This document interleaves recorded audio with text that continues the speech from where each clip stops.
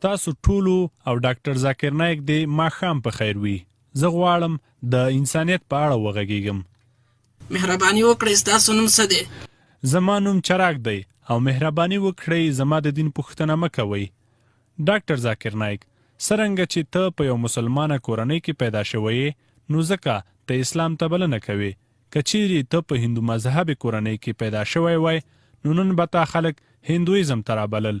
زما په ان دا نژاد پرستی ده، ځکه ته خپل دین، فرهنګ او مفکوره غوره ګڼې. دا ځکه چې تا ویلي دي چې هر هغه مذهب، که هغه سیکیزم وي، آریا، سماج او یا هر هغه مذهب چې بت پرستی پکې منع وي، ملاتړ یې کوي. زما په نظر مونږ باید د انسانیت په لوی مذهب هم وغږیږو او یو بل تیر نه باسو. آیا کوم نظر لرئ؟ ورور ډیره ښایسته پوښتنه وکړه. دغه ورور وایي چې زه په یو مسلمانه کورنۍ کې پیدا شوی یم نو ځکه اسلام ته بلنه کوم. که چیرې زه په هندو مذهبي کورنۍ کې پیدا شوی وای نو ما به هندویزم ته بلنه کوله. او داسې وویل چې زه د هغه چا ملاتړ کوم چې خلک له بت پرستۍ منع کوي او زه خلک تیر باسم. دغه ورور ډیر ښه پوښتنه وکړه. وروره، زه له تا سره موافق یم. تر 19 کلنۍ پورې د دې له امله مسلمان وم ځکه چې پلار مې هم مسلمان و. خو له 19 کلنۍ وروسته هغه وخت چې ما د سیالو دینونو مطالعه شروع کړه نو اوس زه په خپله خوښه مسلمان یم او په ما باور وکړه که چیرې ته ماته له اسلام څخه غوره دین راوښایي نو زه نن دې ته تیار یم چې قبول یې کړم. همدا نن ورځ. ښاغلیه، زه تا د انسانیت مذهب ته رابلم. وروره، زه همدې خبرې ته راځم. هر څوک چې ماته په دلیل او منطق سره دا وښایي چې له اسلام څخه بل دین غوره دی نو زه دې ته تیار یم چې دغه دین ومنم. ته د انسانیت مذهب په اړه غږیږي. دا مذهب چا لیکلی دی؟ مهاتما ګاندي چا لیکلی؟ آیا ته پوهیږي چې یو مسلمان تر هغه ښه مسلمان نشي جوړیدی تر څو یو ښه انسان نشي؟ دا خو هر مذهب وایي. وروره، ما پرېږده چې جواب مو پوره کړم. آیا ته د دې لپاره راغلی یې چې څه واوري او که خپل نظر شریکوي؟ زه غواړم چې سالم بحث ولرو او منطقي نتیجې ته ورسیږو. وروره، دا د مناظرې میز نه دی. ته لومړی زما جواب واوره، بیا د خپل نظر هم شریک کړه. کله چې تا پوښتنه کوله نو آیا ما مزاحمت وکړ؟ نه. که چیرې ته غوږ شي نو پوه به شي. همدارنګه په راغلو 100,000 کسانو کې ښایي داسې څوک موجود وي چې همدا پوښتنه لري نو هغوی به هم پوه شي.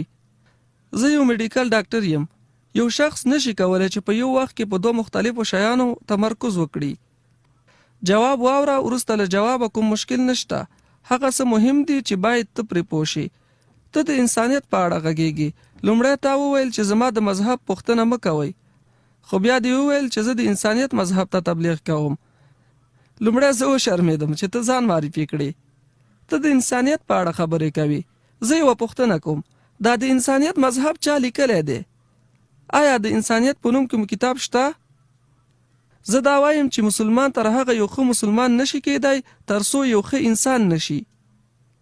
بخښنه غواړم چې تا مذهبونه نه دي مطالعه کړي. زه کولی شم چې وغږیږم. زه کولی شم د ویداس، هندویزم او انجیل څخه د انسانیت ضد دلایل در وښایم.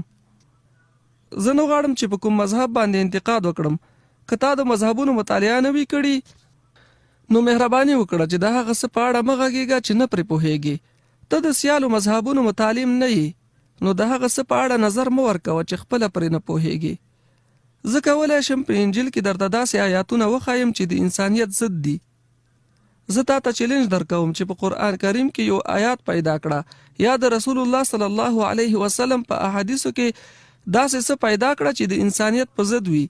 نو داسې مه وایه چې هر دین داسې وایي. بخښنه غواړم، ستا معلومات ډیر کم دي. زه باید دا ووایم چې موږ د یوې ساده موضوع لکه له مکتب څخه د فارغېدلو په اړه نه غږیږو. موږ د فراغت څخه په جګه سویه غږیږو. د اسلام معنا جګه سویه ده او انسانیت ټیټه سویه ده. مسلمان تر هغه یو ښه مسلمان نشي جوړیدی تر څو یو ښه انسان نشي.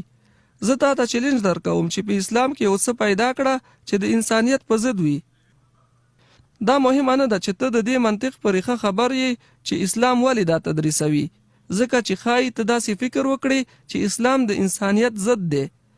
کله چې ډاکټر تا ته ستن درکوي نو ته وایي چې اوف دا خو ما سکونډوي، لیکن دغه ستن ستا لپاره ښه ده. کله چې ډاکټر ستا د بدن کومه برخه پرې کوي نو د دې لپاره یې پرې کوي چې ستا ژوند وژغورل شي. ډاکټر پوهیږي او ته نه پوهیږي. که چیرې زه 2 انتخابه ولرم، یو د 1 2 3 زده کړه او بل 14 پاس، نو زه به 14 پاس انتخاب کړم. انسانیت هم ښه دی خو اسلام غوره دی. ستا د پوښتنې په اساس چې زه اسلام ته بلنه کوم ځکه چې په یوه مسلمانه کورنۍ کې پیدا شوی یم.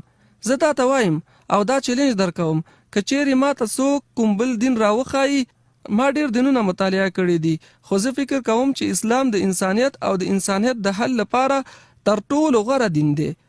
دا یوازینی دین دی چې د انسانیت لپاره د حل لاره لري. الله جل جلاله په 3 سپاره د ال عمران سورت په 19 نمبر آیات کې داسې فرمایي: ان الدین عند الله الاسلام.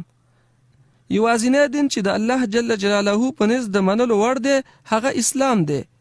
او ستاسو د معلوماتو په اړه ستاسو هوا ډیره کمزوري ده.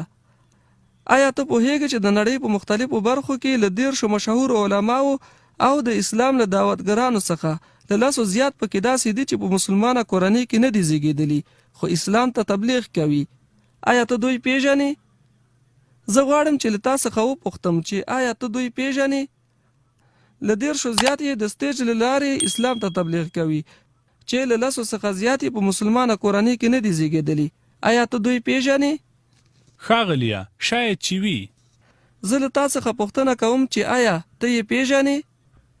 د نړۍ په مختلفو برخو کې له 10 مشهور علماو او د اسلام دعوتګرانو څخه له 10 زیات پکې داسې دي چې په مسلمانه کورنۍ کې نه دي زیږیدلي خو اسلام ته تبلیغ کوي.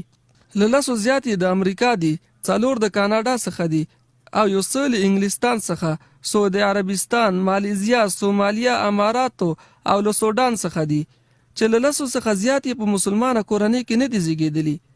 زینو له دوی څخه د بلوغ په مرحله کې اسلام ومانه، زینو په 20 کلنۍ او زینو ته په 10 کلنۍ کې د الله پاک هدایت وکړ. دوی په خپل خوخه مسلمانان شول. نو ستا منطق چې زه په مسلمانه کورنۍ کې پیدا شوی یم نو ځکه اسلام ته تبلیغ کوم، خو دوی په مسلمانه کورنۍ کې نه و پیدا شوي. څوک په عیسوي او څوک په نورو غیر مسلمو کورنیو کې پیدا شوي وو، خو دوی نور دینونه مطالعه کړل او اسلام ورته غوره ښکاره شو او دوی په دې پوه شول چې اسلام د ژوند کولو لپاره غوره لار ده.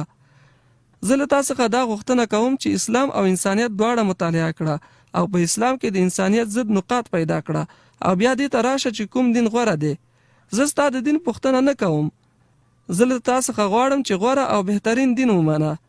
د ژوند او انسانیت د حل لپاره تر ټولو غوره لار